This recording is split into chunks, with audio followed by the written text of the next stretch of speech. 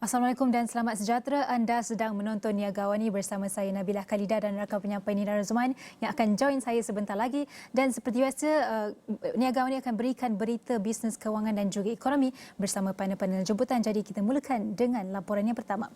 Peruntukan kerajaan pusat sebanyak 1 bilion ringgit untuk menaik taraf infrastruktur di sempadan Malaysia di Sabah dan Sarawak membantu mengurangkan aktiviti penyeludupan serta perdagangan manusia, kata Adun Kunak Nur Azlinah Arif. Nur Azlinah berkata walaupun pembangunan Ibu Negara Baharu Indonesia Nusantara di Kalimantan akan merangsang ekonomi Malaysia Timur, namun boleh membawa risiko kepada ekonomi dan sosial. Jadi sudah sedia bersama kami di talian untuk bantu kami faham ialah pensyarah kanan politik ekonomi UiTM Sabah, Dr. Firdausi Sufian. Selamat pagi, Doktor. Selamat pagi Nabila, apa khabar? Kabar baik. Okey, terima kasih kerana bersama dengan Astro ni. Jadi, persoalannya, adakah peruntukan dana sebanyak 1 bilion ringgit ini mencukupi dan bagaimana dana sejumlah 1 bilion ringgit ini dapat dimanfaatkan secara menyeluruh dan bagi menaik taraf infrastruktur dan meningkatkan keupayaan kompleks kastam, imigresen, kuarantin dan keselamatan di sempadan kedua-dua negeri dalam usaha mengurangkan kadar jenayah di situ? Ya, kalau persoalan dia cukup ke tidak itu saya rasa memang tidaklah. Tapi ini adalah permulaan, bajet permulaan ya. Sekiranya kita lihat bajet sebelum ini pun pernah diperkenalkan itu dekat 600 million untuk pembangunan projek dan juga CIQ di persempadan, terutama untuk persempadan dekat Kalimantan. Jadi dengan 1 bilion ini sudah tentu ini adalah saya rasa projek permulaan dan kita haruslah welcome dengan projek ini untuk membantu untuk pembinaan infrastruktur, jalan raya dan juga CIQ berada di dekat sempadan terutamanya di Kalimantan ya. Dan saya rasa ini juga daripada susulan daripada majlis mesyuarat Majlis Tindakan MA 63 di Kuching baru-baru ini ya. Bukan sahaja 1 bilion tetapi termasuk juga perbincangan lain termasuk pembinaan kuasa gas, elektrik dan juga projek-projek yang tidak melebihi 50 million dan banyak lagi ya isu-isu yang dibincangkan pada masa itu. Sebenarnya ini memang satu titik tolak yang penting ya. So, apabila kita cerita tentang pembangunan Borneo Block ini amat berkait rapat dengan permindahan ibu kota Jakarta ke Nusantara, sebab ini kalau kita lihat secara keseluruhan kalau kita ekonomi di Borneo ini bukan saja kita bergantung antara dua negeri Sabah dan juga Sarawak, tapi untuk Sabah dan juga Sarawak untuk berkembang maka ia memerlukan juga mengembangkan perdagangan mereka itu berada di Kalimantan. Jadi perkara pertama selepas telah diumumkan 1 bilion ini untuk pembangunan infrastruktur, jalan raya dan juga CIQ dan pelbagai lagi projek ya dalam 1 bilion itu, saya rasa pertama haruslah meletak timeline dahulu apa yang perlu dibuat dalam tahun ini, tahun seterusnya. Sebab rakan kita di Kalimantan di sana pun sudah bersedia untuk formalize trading partner ni antara Borneo Block. Jadi kita kena tunjukkan yang kita ini committed dan kita ini memang mempunyai perancangan yang khusus untuk membangunkan sepadan terutamanya di antara Sabah, Sarawak dan juga Kalimantan. Dan kalau kita lihat ya, sebenarnya sebelum pun pengumuman pemindahan Kalimantan ini, banyak kajian-kajian telah dilaksanakan pelbagai think tank dan termasuklah juga ASEAN Development Bank. Sebenarnya kalau kita lihat apa yang spillover effect itu sekiranya kita wujudkan infrastruktur, kita formalize perdagangan di antara Borneo Block dan juga Kalimantan ini banyak, terutamanya hiliran kelapa sawit ya, dan perniagaan borong dan runcit ya, dan juga perkhidmatan lain. So kita kena tahu bahawa di Kalimantan itu juga memerlukan perdagangan juga, mengembangkan perdagangan mereka juga, terutamanya dari segi kelapa sawit. So mereka itu banyak kelapa sawit, kita pun ada juga kelapa sawit, tapi daripada segi hiliran itu Sabah dan juga Sarawak itu teknologinya lebih advance. Jadi kalau kita bolehlah ambil peluang ini dan kita boleh merancangkan ekonomi hiliran, bukan saja kelapa sawit, ada juga pelbagai ya sektor makanan kita boleh kembangkan, sektor perniagaan borong dan juga runcit pun boleh kita kembangkan.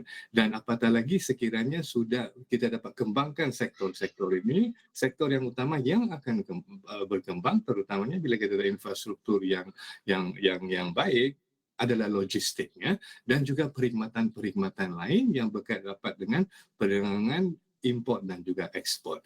Dan dengan ini juga kita kena tahu bahawa KDNK di Nusantara, kita ambil iaitu Kalimantan Utara, Kalimantan Timur ya, KDNK mereka per kapita adalah dekat 40 lebih ribu. Right? Maka Sabah pula ada 21 lebih ribu, Sarawak dengan 48 ribu, dan sekiranya ini dapat dirancangkan dan ini dapat meningkatkan aktiviti ekonomi dan seterusnya meningkatkan lagi KDNK semua Borneo ataupun di Kalimantan ini. Seperti yang dikatakan oleh Adun Kunak Nur Azlina Arif yang mengatakan pembangunan iaitu pembangunan Ibu Negara Baharu Indonesia ini dapat merangsang ekonomi Malaysia, namun ada risiko kepada ekonomi dan sosial.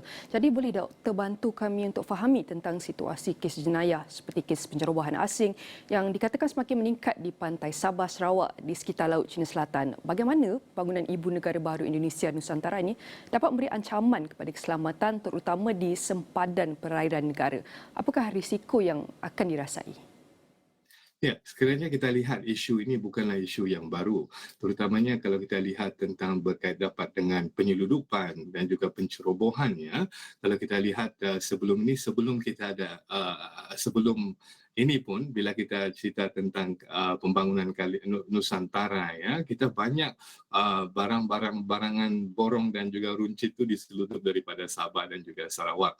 Ya, saya rasa ini satu perkara yang kadang-kala memang kita tidak dapat hindari kerana inilah kita panggil ketirisan ya, ataupun penguatkuasaan yang mungkin ada agak sedikit longgar di sana pun sukar sebab daerah itu bukan Sabah Sarawak Kalimantan besar ya. Jadi apa yang kita kalau kita lihat penyeludupan ini sebenarnya ada satu loss kepada kerajaan kita sebab banyak penyeludupan ini adalah berkaitan dengan barang-barang yang subsidi. Barang-barang subsidi yang disubsidiasi oleh kerajaan dan telah diseludup ya. Dan yang kedua artinya apabila kita cerita pasal pencerobohan kadang-kala pula ada berkaitan dengan orang-orang yang masuk ke negeri Sabah ya, secara tidak sah. Ya, yang ini juga adalah satu isu kerana peluang pekerjaan itu lebih nampaknya lebih bright lah berada di Sabah ini. Jadi ini adalah isu-isu yang sudah lama. Right? Ya sudah tentu pun kalau kita masih ingat pada 2013 kita tahu juga ada isu keselamatan. Kalau kita masih ingat masa itu Tan Duo ya satu episod yang hitam kepada sejarah Sabah. Tapi apapun apa yang kita kena lihat sekarang ini adalah untuk kita memastikan formalize perdagangan antara Borneo Block ini dan juga Kalimantan. Dengan adanya infrastruktur, dengan adanya CIQ, ada dengannya jalan raya yang teratur. Ya, jadi dengan ini kita dapat mengurangkan sebenarnya mana-mana isu berkait dapat dengan penyeludupan. Ya, sebab bila kita ada CIQ, kita ada infrastruktur yang bagus, jadi maka kita bolehlah meningkatkan pengawasan dan juga pengawalan di sempadan ini.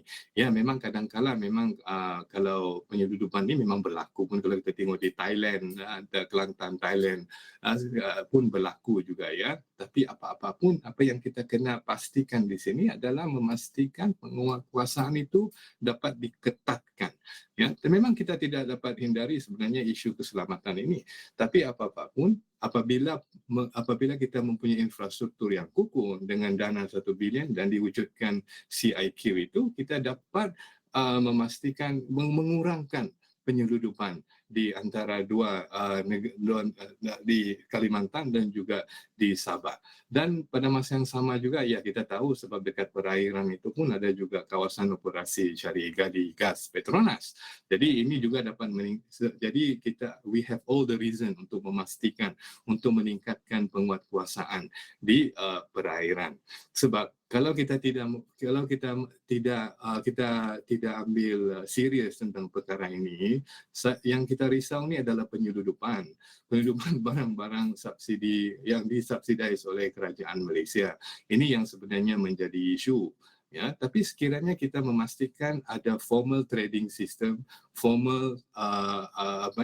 satu sistem yang formal, maka proses trafik ataupun ekspor import itu boleh dilakukan dengan jelas, boleh dilakukan dengan baik, dengan lancar.